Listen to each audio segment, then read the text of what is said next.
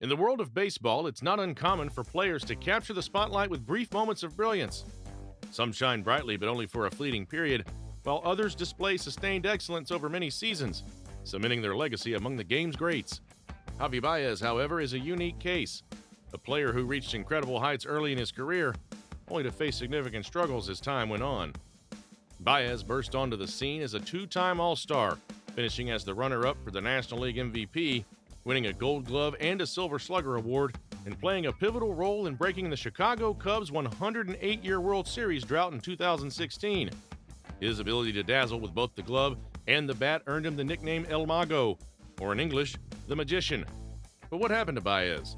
Where did it all go wrong for this once-electrifying player, and just how bad is Javy Baez actually? First, we have to find out how it all started. Let's dive into it. Born on December 1st, 1992 in Puerto Rico, Javy had a humble beginning. His life took a pivotal turn when his family relocated to Jacksonville, Florida. Adjusting to a new culture and learning English was challenging for Baez, but he tackled it head-on, absorbing the language through interactions with teachers and classmates. Baez attended Arlington Country Day School in Jacksonville, where his baseball talent began to shine. In his first varsity season, he batted a .463 average with 13 home runs and 41 RBIs over 25 games. However, it was his performance in the following season that truly turned heads. A staggering .771 batting average, 22 home runs, and a .1.807 slugging percentage. Baez's prowess on the field caught the attention of scouts nationwide, and he was ranked as the 9th best high school player in the country by Perfect Game, sitting behind future MLB stars like Bryce Harper and Francisco Lindor. Baez originally committed to playing college baseball at Jacksonville University, but that changed drastically when the Chicago Cubs selected him 9th overall in the first round of the 2011 MLB Draft. Cubs scouting director Tim Wilkin expressed excitement about Baez, stating, "I loved Baez from the first time I saw him because of his athleticism and incredible bat speed. Even though he was raw, I believed he had potential to become one of the top players in baseball if he worked hard and refined his skills." Wilkins' confidence in Baez's potential was well placed, but the young player still had a long road ahead. After being drafted, Baez quickly ascended through the minor leagues, showcasing his immense talent. Standing at exactly 6 feet tall and weighing around 190 pounds, Baez might have seemed small for a power hitter, but his extraordinary swing was capable of sending baseballs into orbit. This was shown during a minor league game where he famously hit 4 home runs, demonstrating his raw power and potential. In 2014, the Chicago Cubs were struggling and decided to give their top prospect a shot at the big leagues. On August 5th, Baez made his MLB debut against the Colorado Rockies, hitting a game-winning home run.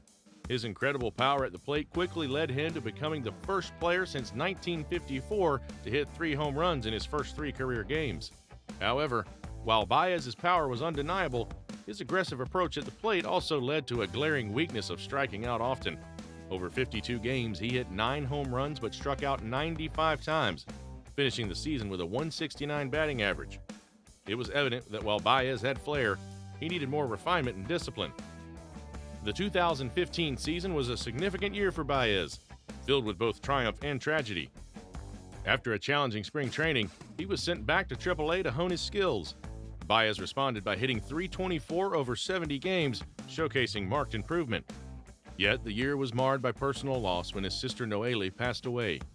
This tragedy deeply affected Baez, prompting him to take a 2-week hiatus before returning to the field. Despite these challenges, Baez was called up to the Cubs late in the season. Playing 28 games, he batted .289 and showed flashes of his growing talent. As the Cubs made a playoff push, Baez's contributions were vital. Although they were swept by the Mets in the NLCS, his performance gave the Cubs confidence in his future potential. Following the season, the Cubs decided to trade infielder Starlin Castro to the Yankees, which opened up more opportunities for Baez, though he still faced competition from the promising Addison Russell. Nevertheless, Baez's versatility in playing across the infield secured him significant playing time in 2016. This was a transformative year for Baez, making the shift from potential to palpable performance. As a regular starter, his versatility became a critical asset for the Cubs. Baez hit .273 with 14 home runs and 59 RBIs, while his defense was nothing short of spectacular, recording 9 defensive runs saved at second base. His quick reflexes and remarkable tags made him a fan favorite and an integral part of the Cubs lineup. In the postseason, Baez's brilliance was on full display. He played a crucial role in the Cubs' journey to their first World Series title in 108 years. In the National League Division Series against the San Francisco Giants, Baez hit a pivotal home run off Johnny Cueto, securing a win for the Cubs. His postseason heroics continued, culminating in a co-MVP award in the National League Championship Series alongside John Lester. The World Series win against the Cleveland Indians was historic, with Baez making impactful plays throughout the series. His defensive wizardry and passionate play were instrumental in breaking the Cubs' century-long curse. Baez wasn't just a player, he was a beacon of hope and excitement, a central figure in one of baseball's greatest stories. Following the World Series triumph, Baez continued to build on his success. In 2017, he posted career highs in various offensive categories, including 23 home runs and 75 RBIs, while maintaining a .273 batting average.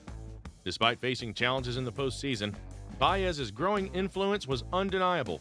He became a household name, securing endorsement deals with major brands like Nike and Apple, and even had a street named after him in Chicago, a testament to his impact both on and off the field. The pinnacle of Baez's career came in 2018, a season where he demonstrated his full range of abilities. Baez played 160 games, batting .290 with 34 home runs and leading the National League with 111 RBIs. He also stole 21 bases, highlighting his all-around athletic prowess. His performance earned him the starting second baseman spot for the National League in the All-Star Game, and a second-place finish in the NL MVP race behind Christian Yelich. Yet beneath the surface of his remarkable stats lay a persistent issue: plate discipline. Baez's strikeout rate hovered around 26%, and his walk rate was a meager 4.5%, raising concerns about his ability to maintain this level of play. 2019 was a year of both continuation and concern for Baez. He reached his 100th career home run and secured a second consecutive All-Star selection, solidifying his status as one of the game's elite players. Baez hit .281 with 29 home runs, and his defense remained outstanding, leading MLB with 32 defensive runs saved. However, his tendency to swing at pitches outside the strike zone persisted, with analysts pointing to this flaw as a potential Achilles heel. The cracks in his game became more apparent during the shortened 2020 season. Baez batted just .203 with a .238 on-base percentage, the lowest among qualified National League hitters. His strikeout rate was alarmingly high, and although he won a Golden Glove for his defensive efforts, his offensive decline was still concerning. These struggles continued throughout the 2021 season as well, where he led the National League in strikeouts and experienced even worse on-base numbers. This led the Cubs deciding to trade Baez to the New York Mets at the deadline. Despite a rocky start, Baez showed flashes of his former self in New York, finishing the season on a higher note. As Baez entered free agency, questions about his long-term role and effectiveness loomed large. Would teams see him as a reliable star capable of anchoring a lineup, or as a player in need of significant adjustments to reclaim his former glory? While fans and analysts were arguing about his true value during the 2022 offseason, the Detroit Tigers came in and made a bold move, signing Baez to a 6-year, $140 million contract. The hope was that Baez could be the centerpiece of a rebuilding team looking to compete in the AL Central. However, the transition to Detroit did not come smoothly. In his debut season with the Tigers, Baez's struggles persisted. He posted a .238 batting average with 17 home runs, numbers far below expectations for a player of his caliber. Baez's defensive play remained strong, but his offensive woes overshadowed his overall contributions. The once feared hitter now seemed vulnerable, with pitchers exploiting his inability to resist chasing pitches outside the zone. As of the 2024 season, Baez's future remains uncertain.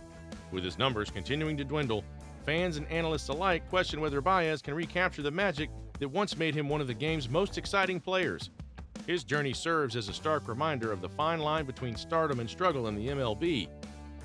The tale of Javy Baez is far from over. As he navigates the challenges of a grueling MLB season, the baseball world watches with bated breath, hoping for a resurgence of the magic that once defined his game. Will Baez find a way to adapt and overcome his struggles? Or will he become another cautionary tale of unfulfilled potential? Thanks for watching. Comment below what you think of Javy Baez's career. Will he bounce back to his elite former self? If you enjoyed this video, please don't forget to like, comment, and subscribe for more all sports content.